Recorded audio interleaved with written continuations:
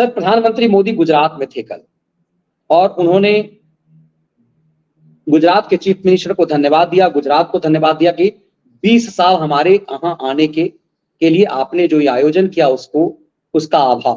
और फिर मैं देख रहा था, उन्होंने कहा गुजरात पहले व्यापार मतलब ये सामान यहां से लिया वहां से बेचने का, ये अपने दौर की बात कर रहे हैं। वाइब्रेंट गुजरात हमने चलाया उसकी बात की। और फिर उन्होंने कहा कि मैं चाहता था कि गुजरात ड्राइविंग सीट पर बैठे, देश के ड्राइविंग सीट पर। अब मेरे अंतर में फर्क पड़ गया है। अब वही चीज जो मैं गुजरात के लिए सोचता था वही देश के लिए सोच रहा हूं। और दोनों चीजों में उन्होंने करके दिखाया और कहा कि मोदी की गारंटी, यदि मोदी ने गारंटी दे दी है तो गारंटी है। इस 20 साल के मायने क्या हैं, मोदी के उस गारंटी के क्या मायने हैं, गुजरात मॉडल से वो भारत मॉडल जो बना है उसके क्या मायने आपको लगते हैं? क्यों इसकी मार्केटिंग मोदी ने की 20 साल, जबकि उनका पॉलिटिकल करियर तो लंबा है, उन्होंने 20 साल क्यों जोड़ा है? मनीष जी, बड़ी लंबी कहानी हो जाएगी इस बात पे, लेकिन मैं आज बोलने जा रहा हूं कि नरेंद्र मोदी के साथ एक ऐसा आशीर्वाद है मनीष जी कि उस आशीर्वाद की कोई काटी नहीं हो सकती। और वो आशीर्वाद मेरे ख्याल से अकेले व्यक्ति हैं जिनको हिंदुस्तान में मिला है। और ये मैं जो कुछ आज देख रहा हूं वो उसी आशीर्वाद का परिणाम है। नरेंद्र मोदी ने गुजरात में क्या किया, इसके पहले आपको झलक बता दूं कि नरेंद्र मोदी की सोच को मैं कहता हूं, मैंने कहा ना कि सबसे नौजवान राजनेता मैं मानता हूं कि जो जैसे नौजवान का होता है कि वो आगे की सोचता है, कितने गजब की सोच है और क्या सोच है, क्या दूरदृष्टि है। एक उदाहरण देता हूं, उसके बाद आपकी समझ में, दर्शकों की समझ में आ जाएगा। मनीष जी, 1947 और 1947 से 2003 यानी 56 साल तक इसमें इस देश में किसी नेता को नहीं सूझा, किसी पार्टी को नहीं सूझा। और वो सूझा तो केवल नरेंद्र मोदी को सूझा, जिसका उन्होंने जिक्र किया है। उन्होंने ये बात नहीं बोली, मैं उस बात को बोल रहा हूं कि इस देश की आजादी मिलने के 56 साल तक किसी को सूझा ही नहीं, और एक आदमी को सूझा। और जब वो सूझा तो उस गुजरात की किस्मत बदल गई। वो था मनीष जी की इन्वेस्टर समिट की जाए। इन्वेस्टर समिट का कंसेप्ट प्रधानमंत्री मोदी का दिया हुआ है। गुजरात में ग्लोबल इन्वेस्टर समिट उन्होंने शुरू की और उसमें उन्होंने कल बताया कि किस तरह से कांग्रेसियों ने अड़ंगा डाला और किस तरह से उसको नष्ट भ्रष्ट करने की कोशिश की। लेकिन जब मन का आदमी पक्का, और जो आशीर्वाद मैं अभी बताऊंगा, तो उस आशीर्वाद, जब वो आशीर्वाद साथ हो तो कोई भूत प्रेत राक्षस उसमें विघ्न डाल ही नहीं सकता। वो अद्भुत आशीर्वाद है।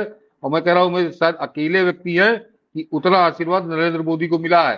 तो सोच तो जो सबसे बड़ा कायाकल्प है, आज उसको प्रदेश में करीब करीब जो ढंग के मुख्यमंत्री हैं सब उसको फॉलो कर रहे हैं, चाहे योगी आदित्यनाथ हो और चाहे भी आपके हेमंत बिश्व शर्मा हो, या विपक्षी दल की अगर आप बात करें तो जगत मोहन रेड्डी जैसे लोग भी उसको करते हैं, नवीन पटनायक करते हैं। लेकिन ये कंसेप्ट आजादी के 56 साल तक किसी की समझ ही नहीं आया कि ऐसा भी किया जा सकता है, जो देश और प्रदेश की किस्मत बदल देगा।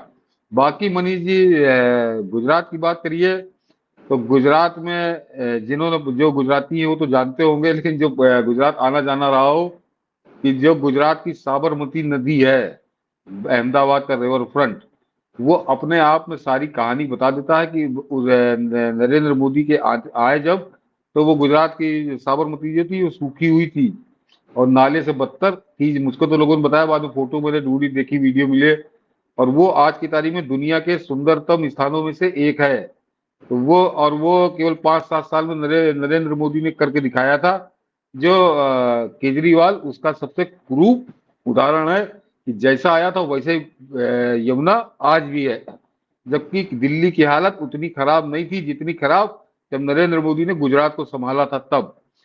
तो ये फर्क है उनके शासन का। एक और है, जो हमारे यहाँ जो मुख्यमंत्री योगी के जो सलाहकार सुन रहे हो तो जरा ध्यान से सुने, जो मैं नरेंद्र मोदी की कुछ अलग विशेषताएं बता रहा हूँ जिसपे कहीं छपता छपाता नहीं है। कि मनीष जी, मैं शायद आपने कार्यक्रम में एक बार पहले कभी बता चुका हूँ कि जिस दिन 2012 में रिजल्ट आया था विधानसभा चुनाव का, तो संयोग से मैं उस दिन अहमदाबाद में था और वो वहां पता चला कि 5 बजे मोदी, जब रिजल्ट पूरा आ चुका होगा तब वो शाम को आएंगे भाजपा कार्यालय पे, तो यहाँ पे सभा को संबोधित करेंगे। मैं भी पहुंचा वहां। तो नरेंद्र मोदी ने जब अपना भाषण शुरू किया उस जीत के बाद, तो उन्होंने सबसे पहले धन्यवाद दिया गुजरात के सरकारी कर्मचारियों को। तो लेकिन क्या कह के दिया था वो वास्तव में अद्भुत था और बता रहा था कि इस नेता के अंदर कितना आत्मविश्वास है अपने कार्यों को लेकर। उन्होंने कहा था कि मैं सबसे ज्यादा धन्यवाद दूंगा आप सरकारी कर्मचारियों को, क्योंकि उनकी वजह से ही योजनाएं सफलतापूर्वक लागू हुई, लोगों को लाभ पहुंचा। हाँ, लेकिन मैंने आप लोगों के साथ कुछ सख्ती ज्यादा की ही। ये भी उन्होंने साथ में जोड़ा, ये छुपाने के नहीं कि हाँ मैंने कुछ ज्यादा सख्ती आप लोगों के साथ की, लेकिन आप लोग को बधाई और धन्यवाद कि आपके कार्यों का फल मिला।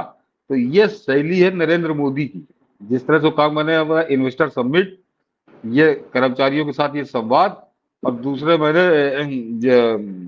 साबरमती रिवर फ्रंट, तो अलग सोच, अलग तरीके से काम करना। और सबसे बड़ी ताकत वो सोशल मीडिया जो इनके साथ आई, तो वो यही कुछ चीजें ऐसी थी जो नरेंद्र मोदी की पूंजी बनी। गुजरात ने एक तरह से नरेंद्र मोदी को अमूल्य पूंजी दी, जिसके बल पर वो 10 साल से राज कर रहे हैं देश के ऊपर। जो गुजरात में उन्होंने किया था, जो बोया था, जो काटा था, उसका परिणाम वो था।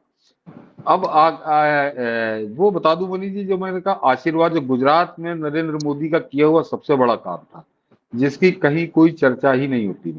ये जब जिस समय मुख्यमंत्री बने, तो वो वेटनरी डॉक्टर परंपरागत तरीके से होता था कि पशु चिकित्सालय में बैठा है और वहां जाओ दिखाओ, उन्होंने इंजेक्शन लगा दिया, दवा लिख दी, चले आओ घर। नरेंद्र मोदी ने कहा कि बाहर निकलो यहाँ से, और बताते हैं कि शिविर लगवाने उन्होंने शुरू किया। और कई मतलब जब तक ये रहे तब तक वो शिविर लगते थे। तो जैसे आम आदमी को होता है कि आंखों में मोतियाबिंद या दांतों की बीमारी, कानों की बीमारी जानवरों को भी होती है, वो बेचारे बता नहीं सकते, तो उनका परीक्षण करके मोतियाबिंद का ऑपरेशन, दांतों का ऑपरेशन जानवरों का होता था। और लाखों की संख्या में गाय, लाखों की संख्या में बैल, लाखों की संख्या में घोड़े। तो ये जो मूक पशुओं को जो ये राहत मिलती थी, तो वो नहीं जानते थे कि कौन है, लेकिन वो किसी न किसी को तो दुआ देते थे ना, किसी को तो आशीर्वाद वो भी मूक, वो आत्माएं भी देती थी। तो लाखों की संख्या में हर वर्ष उन मूक जानवरों की जो आशीर्वाद है, वो नरेंद्र मोदी के साथ है। इसीलिए राक्षस मिलकर कुछ कर नहीं पा रहे हैं, न ये कर पाएंगे। तो ये तो उनके गुजरात का था।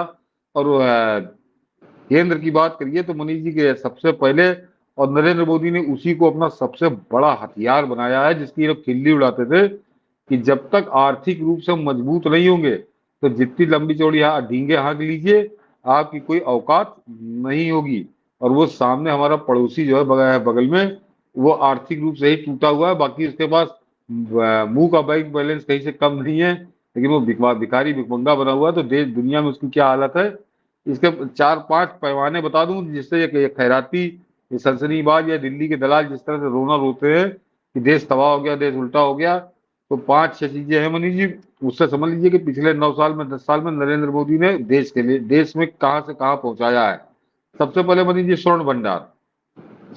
हमारा जो गोल्ड रिजर्व है, जब 2004 में 360 टन था, 10 साल में यूपीए ने 191 टन बढ़ाया, वो 557 टन हो गया। और इन 9 सालों में, जिसमें 2 साल कोरोना के, तो 9 नहीं, मैं उसको 7 ही साल मानता हूं, इन्होंने 10 साल में 191 टन सोना बढ़ाया था। नरेंद्र मोदी ने 7 साल में 238 टन सोना बढ़ाया है। आज की तारीख में 795 टन का गोल्ड रिजर्व भारत के पास है। ये कमाल है, ये टूटा हुआ, बदहाल और लूटा हुआ देश के पैमाना है। फॉरेक्स रिजर्व की बात कर लीजिए, हमारा विदेशी मुद्रा भंडार 113 अरब डॉलर 2004 में, और 304 अरब डॉलर आप समझिए 2014 में। 191 डॉलर, 191 अरब डॉलर यहाँ बढ़ाया। और उसको नरेंद्र मोदी ने 7 साल में, मैंने कहा 2 साल में करोड़ों निकालता हूँ, 292 अरब डॉलर बढ़ाया इन 7 सालों में। तो कहाँ ये ठहरते हैं, कहाँ देश जा रहा है, इनको मालूम ही नहीं है कि ये जो झूठ का व्यापार करते हैं, इनको कोई इसका सिर पैर नहीं है। मगर ये तो ऐसी चीज है जो दर्शकों को ढूंढनी पड़ेगी मनीष जी।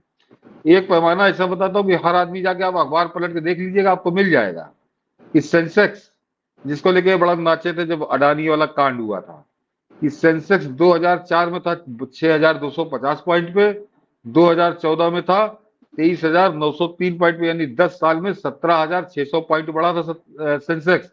आज सेंसेक्स है 63,000 पॉइंट पे, यानी 7 साल में समझिए 39,000 पॉइंट बढ़ा है। ये 10 साल में 17,000 पॉइंट बढ़ा था इनके समय में। और इनके भाई, ये तो सब जानते हैं कि जब 2 साल जो कोरोना के थे, तो सेंसेक्स तो बैठ गया था बढ़ने के बजाय और पीछे नीचे चला गया था। तो 2 साल माइनस कर दीजिए, 7 साल में 39,000 पॉइंट सेंसेक्स बढ़ा। ये जो रोनर होते हैं मनीष जी की अडानी में डूब गया, पैसा डूब गया, ये जरा सोचिए कि 2014 में जिसकी पूंजी शेयर मार्केट में थी, आज की तारीख में 9 साल में वो पूंजी कहाँ होगी। ये सेंसेक्स की बढ़त बता रही है। तो ये बहुत बड़ा तबका है जिसको अभूतपूर्व लाभ हुआ है। बैंकों का मनीष जी बता, हम लोग बैंक में कर चुके हैं कि जो बैंक 2014 में 37,000 करोड़ का लाभ ले रहे थे, अब की उनको 1,05,000 करोड़ का लाभ है। तो ये देश की समृद्धि की निशानी है, ये देश के बर्बाद हो जाने की निशानी। ये जो पागल है, भांग पी के आता है बलात्कारी पाणिक भाई, या वो जो हाथ मलने वाला मुच्छड़ वाजपेयी है, ये इस पे कभी बात नहीं करते कि ये इन आंकड़ों के बारे में क्या कहेंगे। कर्ज में जरूर कांग्रेस आगे थी, कर्ज में कांग्रेस जरूर आगे थी, कर्ज में डुबो देने में।